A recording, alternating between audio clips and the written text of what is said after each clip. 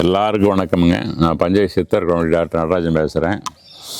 இன்றைக்கி நாம் பார்க்க போகிற தலைப்பு கல்லீரல். கல்லீரல் உடைய அந்த கல்லீரலில் கொழுப்புன்னு சொல்லுவாங்க, கொழுப்பு படிகிறது, ஃபேட்டி லிவர் அப்படிம்பாங்க. இப்போ போய் நம்ம அல்ட்ராசவுண்ட் அப்டாமினல் வயிறு இது ஸ்கேன் எடுத்து பார்த்தோம்னா முக்கால்வாசி பேரத்துக்கு ஃபேட்டி லிவர்னு வருது, கிரேட் 1 கிரேட் 2 அப்படின்னு வருது. கொழுப்பு போய் உள்ள படைஞ்சிக்குது. கொழுப்பு போய் உள்ள படைஞ்சிக்கிட்டுனா அது நாளாக என்ன ஆகும்னா கல்லீரலில் பாதிக்கும்.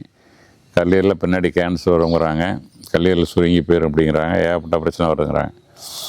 அதெல்லாம் தண்ணி போட்டால் வரவங்களுக்கு வர பிரச்சனைலாம் இவங்களுக்கு வருது அப்படிங்கிறாங்க. கல்லீரலில் கொழுப்பு சேர்றதுக்கு என்ன காரணம், அதை எப்படி நீக்கிறது, அதைத்தான் நம்ம இன்றைக்கி பார்க்க போகிறோம். கல்லீரலில் ராஜ உறுப்புகள் இது ஒன்று. கல்லீரலில் நூற்றுக்கணக்கான கெமிக்கல்ஸு என்சைம்ஸ் எல்லாம் சுரக்குது. அங்கே நிறைய கெமிக்கல் ஆக்டிவிட்டீஸ் அந்த உள்ளுக்குள்ளே இருக்கிற அந்த இதெல்லாம் எல்லா ரத்தில் வர சில தேவையில்லாத எல்லாம் வெளியெடுக்குது, தேவையான பொருள் உள்ள கொடுக்குது.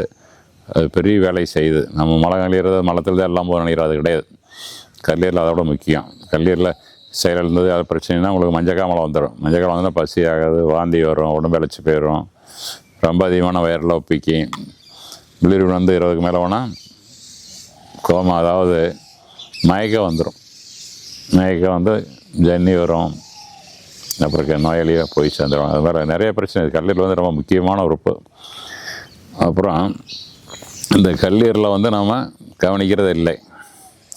அதை நிறைய வகையில் அதை துன்புறுத்துகிறோம். அதுக்கு நிறைய வேலை கொடுக்குறோம்.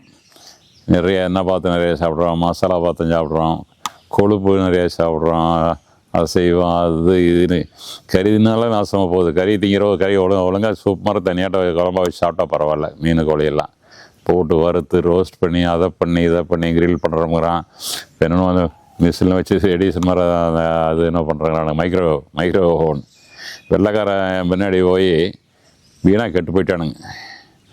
அந்த காலத்தில் ஒரு பழமொழி சொல்லுவாங்க, காட்டானெலாம் காட்டினானா காடு மேடல இழுத்து அடிச்சானா, அதை காட்டுறதும் காடு மேடல இழுத்து அடித்தானா அப்படின்னு அந்த காலத்தில் பழமொழி சொல்லுவாங்க கிராமத்தில். அது மாதிரி இந்த நாய் எப்போ இந்தியாவுக்கு வந்தானோ நம்ம இந்தியாவையும் இந்திய மக்களையும் எல்லாத்தையும் கெடுத்து குடிசராக்கி போயிட்டான். நமக்கு சுதந்திரம் கிடச்சி 75 வருஷம் பக்கம் ஆக போகுது. 75 வருஷம் ஆகியுமே 25 வருஷத்துக்கு மேலே ஆகிட்டுது. இப்போ 77 வருஷம் இது மேலே 28 வயசு இருக்கும். 1947 அவன் நம்ம விட்டு போயுமே நாம் அவனை உடம்பா நிற்கிறான். அவனுடைய கலாச்சாரம், அவனுடைய இப்போ அருமை பெருமையெல்லாம் பேசிக்கிட்டு இருக்கிறான். அவனுடைய ஆங்கில மொழி அவனோட நாம் தான் நல்லா பேசுகிறான், நல்லா கற்றுக்கிறான், எல்லாத்திலையும் அதை பயப்படுத்துகிறான். நம்ம பேசுகிற போது பேச்சில் உள்ள வந்துடுது. இப்போ நானே சில வார்த்தையெல்லாம் ஆங்கில வார்த்தை உள்ள இது இருக்க வந்துடுது. எல்லாம் பேசி அது காலை இரவுனா நைட்டுங்களா அப்படின்னு கேட்குறான் வர்றாரு. அந்த அளவுக்கு படித்ததும் படிக்காத எல்லாத்துக்கிட்டையும் அந்த ஆங்கிலம் ஓடி போச்சு. ஆங்கிலமாக இன்னும் போகலை, நான் இன்னும் அடிமையாக இருக்கிறேன். இன்னும் சொல்லுவாங்க அந்த காலத்தில் வெள்ளைக்காரன் இங்கிலாண்டில் வந்த சைக்கிள்லாம் ஐயா அது எவ்வளோ நாள் இருந்தது, எவ்வளோ நல்லா இருந்தது அப்படின்னு இன்னும் பேசுகிறாங்க. அதுக்கெல்லாம் இன்னும் அந்த மைமை நினச்சி இன்னும் இது பண்ணுறாங்க. வெள்ளைக்கார ஆட்சியில் அப்படி இருந்தது இப்படி இந்த கொள்ளையடிச்சு போனாலே அவனுக்கு தெரியாது. அது மாதிரி நம்ம அந்த மோகத்துக்கு அடிமையாகி பழக்க வழக்கங்கள், உணவு முறைகள், தூக்கம் கட்டுறது, எல்லா பிரச்சனையும் வேண்டி போயிட்டானுங்க. அப்புறம் அதனால் என்ன ஆகுதுன்னா அந்த கொழுப்பு எங்கெங்கே கட்டுது, லிவரில் கட்டுது. லிவரில் கட்டினா இது கல்லீரல் கெட்டு போயிடுது. இதயத்தில் போய் கொழுப்பு கட்டுச்சுன்னா அடப்பு, மாரடைப்பு போய் சேர்றானுங்குது. அப்புறம் மூளையில் போய் கொழுப்பு கட்டு ரத்த ஓட்டம் தடை விட்டுது அப்படின்னா ஸ்ட்ரோக்கு, பக்கவாதம் பிறகு பல பேர் பாதி பேர் ஓரளவு இதாகி ஓரளவு நடக்க ஆரம்பிச்சிடுறாங்க. பாதி பேர் நடக்க முடியாமல் போயிடுறாங்க, ரொம்ப சிரமமாயிடுறாங்க. இன்னும் சில பேர் பேச்சு வர்றதில்லை, பேச்சே வர்றது. இன்னும் சில பேர்த்துக்கு ஞாபகம் வருது, ஞாபக சக்தி போயிடுது. அது மாதிரி அந்த கொழுப்பு பண்ணுற வேலை, கொழுப்பு மினிமம் அளவாக இருந்தால் போதும், அதிகமாக இருக்கக்கூடாது. அது அனிமல் ஃபேட்டாக இருக்கக்கூடாது. அதாவது விலங்குகள்லேருந்து வரக்கூடிய கொழுப்பு, பால், தயிர், நெய், அப்புறம் ஆட்டுக்கறி, மாட்டுக்கறி, எல்லா கறியுமே அது கொழுப்பு தான். அதை வந்து நம்ம எண்ணெயிலேருந்து எடுக்கக்கூடிய இதெல்லாம் பரவாயில்ல, நல்லெண்ணெய் இது மாதிரி, அது கடலெண்ணெய், அப்புறம் நம்ம இது மற்ற எல்லா எண்ணெயுமே இதிலேருந்து வரக்கூடியது வந்து எந்த கெடுதலும் இல்லை. அதையும் அளவாக சேர்த்திக்கணும். அது மாதிரி இந்த கொழுப்பு உணவுகள்லாம் தவிர்த்துட்டு துரித உணவுகள், ஃபாஸ்ட் ஃபுட்ஸ்ன்னு சொல்கிறாங்கல்ல, அதெல்லாம் தவிர்த்துடணும். அப்புறம் நம்ம எண்ணெயில் வந்து இது பண்ணக்கூடிய அரிசி வகைகள், முக்கியமாக பிரியாணி, அப்புறம் பார்த்திங்கன்னா புளிச்சாதம், தக்காளி சாதம், எல்லாமே கொஞ்சம் எண்ணெய் போட்டு உள்ள போட்டு பரட்டி தாளிக்கிறது என்னது அப்படின்னா அரிசியில் எண்ணெய் ஆயில் கோட்டிங் ஆகிடுது. கோட்டிங்னா ஜீரணம் ஆகாது. அதாவது ஃபேட்டெலாம் கொஞ்சம் கீழே போய் தான் ஜீரணம் ஆகும், சிறுடல் பக்கம் போய் இறப்பியில் ஜீரணம் ஆகாது. அதுக்கு வந்து என்சைம்லாம் சுரக்கிறது இல்லை, அது வந்து கீழே போக தான் ஜீரணம் ஆகும். அதனால் அது என்ன ஆகுது அப்படின்னா முழுசாக அந்த மாவும் ஜீரணாமல் கீழே போயிடுது. மெட்ராஸ் போனீங்கன்னா நைட்டு போனால் மிட் நைட் பிரியாணிங்கிறான், காலையில் 4 மணிக்கு போய் ட்ரெயினில் இருந்தால் ஏர்லி மார்னிங் பிரியாணிங்கிறான். எப்பவும் பிரியாணி, இந்த நேரம் பிரியாணி. உலகம் எங்கே போகணுன்னு தெரியல. கலிகாலம் கூட இதுதான் கலிகாலம்.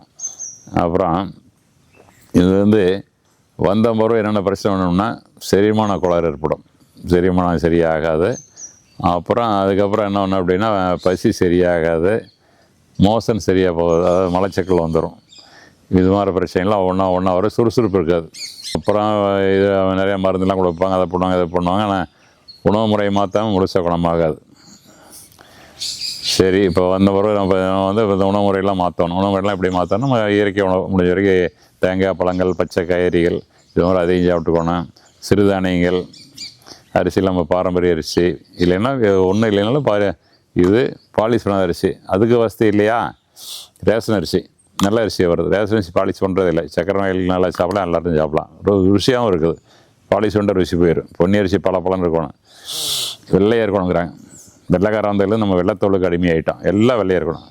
சர்க்கரை வெள்ளையாக இருக்கணும், மைதா மாதிரி அது வெள்ளையாக இருக்கணும், எல்லாம் ஒவ்வொன்றும் வெள்ளை. பால் வெள்ளை, தயிர் வெள்ளை, வெண்ணெய் வெள்ளை, உப்பு வெள்ளைப்பு. அதாவது என்ன சொல்கிறாங்கன்னா வெள்ளை பூதங்கள் அப்படிங்கிறாங்க இயற்கை மருத்துவத்தில். இதெல்லாமே வெள்ளை பூதங்கள், நம்ம உடம்புக்கு கெடுதல் பண்ணக்கூடிய வெள்ளை பூதங்கள். அதனால் இதையெல்லாம் தவிர்த்துட்டு மாற்று உணவுகள் சாப்பிடணும். அது மாதிரி சாப்பிட்டோம் அப்படின்னா உங்களுக்கு வெள்ளை சர்க்கரை இப்போல்லாம் இது போட்டுக்கலாம், நம்ம நாட்டு சர்க்கரை, பனங்கள் கண்டு, கருப்பட்டி இது மாதிரி போட்டுக்கலாம். அப்புறம் அதே மாதிரி வந்து வெள்ளைப்பூக்கு போகலாம் இந்துப்பு, பூமிகளில் கிடைக்கிற உப்பு, அந்த பூ உபயோகப்படுத்திக்கலாம்.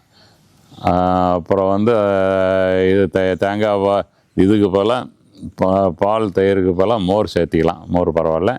அது வேண்டாம் அப்படின்னா தேங்காய் பால் சாப்பிட்டுக்கலாம். தேங்காய் பால், சோயாபீன்ஸு அதில் அரைச்சி பால் எடுத்துக்கிறது. தேங்காய் பாலையே கொஞ்சம் எலுமிச்சம்பழத்தை புழிஞ்சுட்டிங்கன்னா அது தயிராக மாறிடும். அதே தயிரை சாப்பிட்டுக்கலாம், மோரை கடைஞ்சி சாப்பிட்டுக்கலாம். நிறையா வழிகள் இருக்குது. இது மாதிரி எண்ணெய்னா நல்லெண்ணெய் மட்டும் சேர்த்துக்கலாம். ஏன் சித்தரில் அதுக்கு நல்ல எண்ணெய்னு பேர் வச்சாங்க அப்படின்னா எள்ளெண்ணெய் தானே வச்சுருக்கணும். ஏன் நல்லெண்ணெய் வச்சாங்கன்னா எல்லாத்துக்கும் நல்லது. நல்லதுக்கு நல்லெண்ணெய் தலைக்கு தேய்ச்சி குளிக்கலாம், உள்ளேயும் சாப்பிட்லாம், இட்லி பிடிக்க கொஞ்சம் போய் தனி நல்லெண்ணெய் வச்சு சாப்பிட்லாம். அவ்வளோ ருசியாக இருக்குது நல்லெண்ணெய். நல்ல செக்கிலாட்டி நல்ல சுத்தமான எள்ளில் போட்டு ஆட்டினோம்னா கமகம்னு மணக்கும். இப்போ கடையில் வாங்குறதுலாம் கலப்படம், வாசமே வரதில்லை. அது மாதிரி அந்த உணவை நம்ம உணவை மாற்றி சாப்பிட்டு பழகினோம்னா உடல் ஆரோக்கியமாக இருக்கும். இந்த கொழுப்பு போய் அதில் கட்டாது.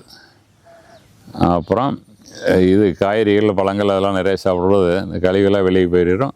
அது நமக்குடைய இது வந்து அதுலேயும் கொழுப்பெல்லாம் கரைச்சிடலாம்.